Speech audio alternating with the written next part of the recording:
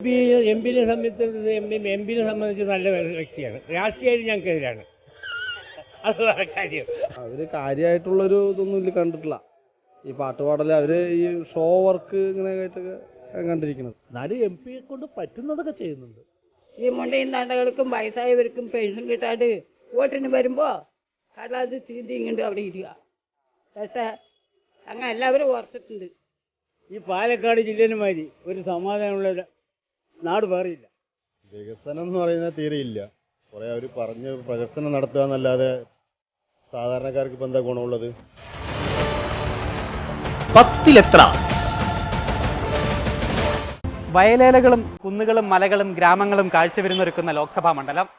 തൃശ്ശൂർ പാലക്കാട് ജില്ലകളിലായി വ്യാപിച്ചു കിടക്കുന്ന കേരളത്തിലെ ഏറ്റവും പ്രായം കുറഞ്ഞ ലോക്സഭാ മണ്ഡലം. 1 ദശാബ്ദം ഇടതുമുന്നണി അടക്കി ഭരിച്ച ആലത്തൂർ ലോക്സഭാ മണ്ഡലം 2019 രമ്യ ഹരിദാസ് വലത്തേക്ക് എത്തിച്ചു, അതും ഞെട്ടിക്കുന്ന ഭൂരിപക്ഷത്തിൽ. ഇക്കുറി വലതുമുന്നണിക്ക് അത്തരത്തിലൊരു ജയം സാധ്യമാണോ? കോട്ട തിരിച്ചു പിടിക്കാൻ ഇടതുമുന്നണിക്ക് സാധിക്കുമോ? എന്താണ് മണ്ഡലത്തിൽ NDAയുടെ സാന്നിധ്യം? നോക്കാം ആലത്തൂരിൻ്റെ തെരഞ്ഞെടുപ്പ് ചിത്രം.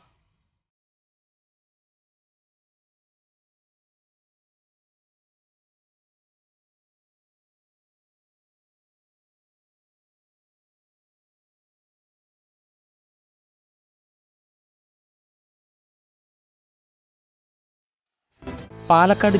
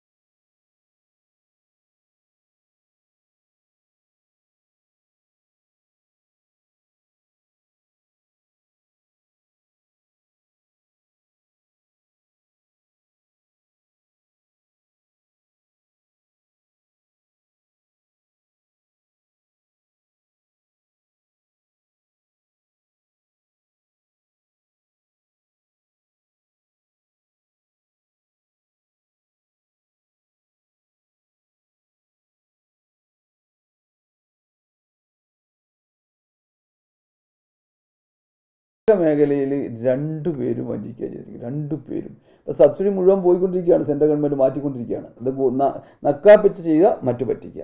1 രൂപ തരിക, 10 രൂപ പറ്റിക്കുക. അപ്പം നെല്ലും വാങ്ങിച്ചിട്ട് ഭിക്ഷക്കാരെ പോലെ കൃഷിക്കാർ നടക്കേണ്ട ഗതികേടാണ് കേരളത്തിൽ മുഴുവൻ പാലക്കാട് കൃഷിക്കാർക്കും. അപ്പോൾ ഇതിന് എന്ത് വേണം? ഇതിനകത്ത് നെല്ല് വാങ്ങിക്കും. അതുപോലെ തന്നെ ക്ഷേമനിധി പെൻഷൻ 21% ജീവനക്കാർക്ക് കുടിശ്ശിക, അവരുടെ DADയിൽ കുടിശ്ശിക പെൻഡിങ് നിൽക്കുന്നത്. എന്നിട്ട് 2% കൊടുത്തിരിക്കുന്നത്. അപ്പോൾ മൊത്തമായിട്ട് സാമ്പത്തിക പ്രതിസന്ധിയിലേക്ക് ഈ പോകുന്ന ഈ ഗവൺമെൻറ്റിനെതിരെ ഒരു വികാരം. ഈ പ്രാവശ്യത്തെ വോട്ട് കഴിഞ്ഞ വർഷത്തെ പോലെ രമ്യ ഹരിദാസ് 1.5 ലക്ഷം വോട്ടും ജയിച്ചതുപോലെ അതേ വികാരം ഇപ്പോഴും ആലത്തൂർ നിയമമണ്ഡലത്തിലുണ്ട്. ഈ ഗവൺമെൻറ്റിനെതിരെ അത് 100% ഗുണകരം.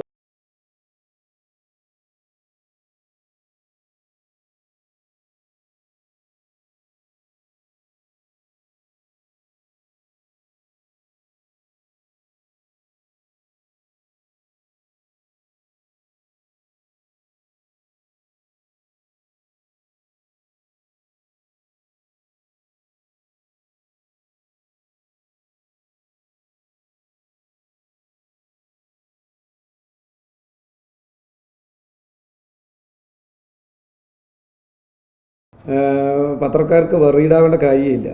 അബദ്ധത്തിൽ കൈവിട്ടു പോയ ഒരു മണ്ഡലമാണ് കഴിഞ്ഞ തവണ. ഇപ്പോൾ 100% ആ മണ്ഡലം, ആലത്തൂർ മണ്ഡലം ഇടതുപക്ഷ ജനാധിപത്യ മുന്നണി ജയിക്കും. ഒരിക്കലും 2019 ആവർത്തിക്കില്ല, 100% ഉറപ്പാണ്.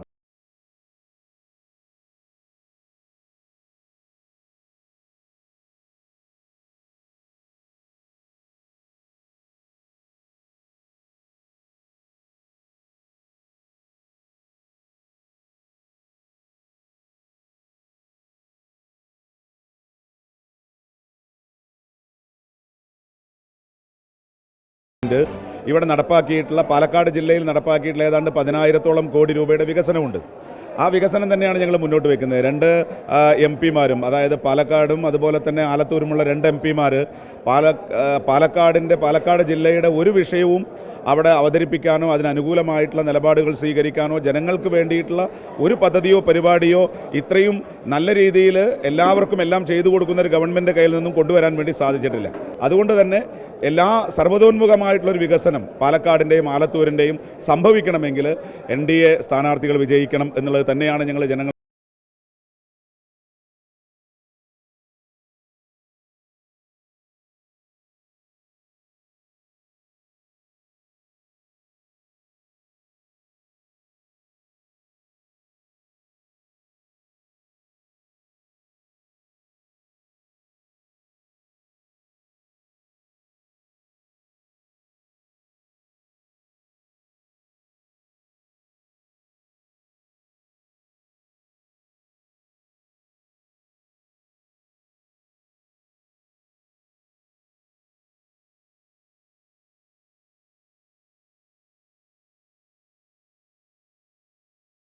ത്തിക്കൊണ്ടിരിക്കുന്നു.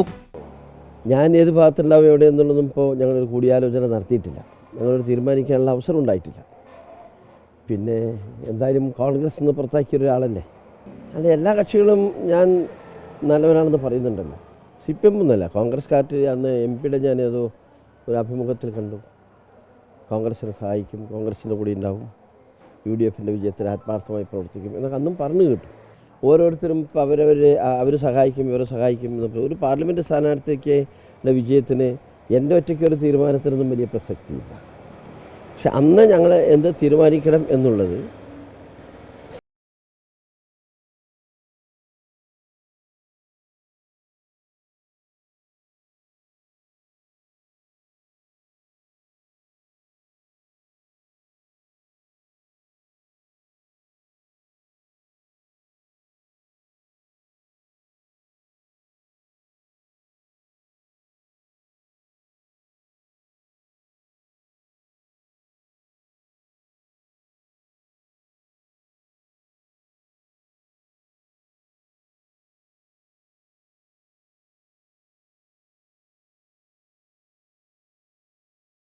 തെരഞ്ഞെടുപ്പ് വരുന്നതിലും ആലോചിക്കേണ്ടതാണ് രാഷ്ട്രീയ പാർട്ടികൾ.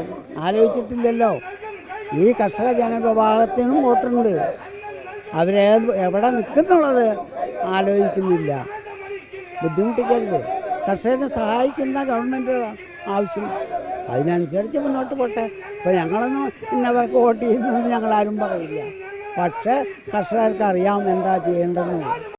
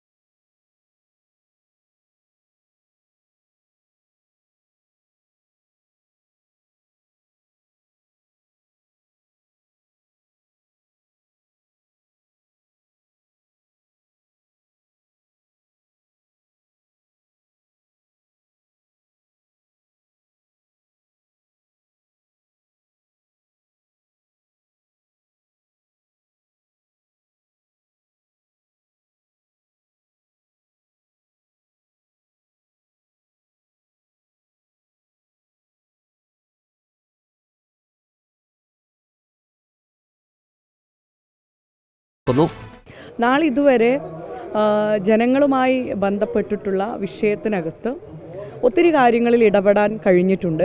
അതിൽ ഒരു പരിധി വരെയുള്ളതിൻ്റെ പരിഹാരങ്ങൾ നടത്തുവാനും നമുക്ക് സാധിച്ചിട്ടുണ്ട്. ഇന്ന് ആസ്തി വികസന ഫണ്ടിൽ നിന്ന് 56 പഞ്ചായത്ത് 3 മുനിസിപ്പാലിറ്റിയുള്ള മണ്ഡലം, തമിഴ്നാടിനോട് അതിർത്തി പങ്കിടുന്ന ഏകദേശം ഗുരുവായൂർ അതിർത്തി, മലപ്പുറം ജില്ലയുടെ ആലങ്കോട് പഞ്ചായത്തിൻ്റെ അതിർത്തി വരെ വരുന്ന മണ്ഡലങ്ങളിലെ എല്ലാ പഞ്ചായത്തുകളിലും ചെറുതും വലുതുമായിരിക്കുന്ന പദ്ധതികൾ ഈ തുകയിൽ നിന്ന് വിനിയോഗിക്കുവാൻ വേണ്ടിയിട്ട് കഴിഞ്ഞിട്ടുണ്ട്. അതിലിപ്പം റെയിൽവേ, അതേപോലെ തന്നെ ഗവൺമെൻറ് മെഡിക്കൽ കോളേജ് നമ്മുടെ ആലത്തൂർ പാർലമെൻറ്റ് മണ്ഡലത്തിലാണ് വരുന്നത്. അങ്ങനെ തുടങ്ങുന്ന എല്ലാ മേഖലകളിലും ചെറുതും വലുതുമായിരിക്കുന്ന പദ്ധതികൾ ഈ എല്ലാ മുഴുവൻ ഗ്രാമപഞ്ചായത്ത്, മുനിസിപ്പാലിറ്റി തലങ്ങളിൽ വിനിയോഗിക്കാൻ സാധിച്ചിട്ടുണ്ട്.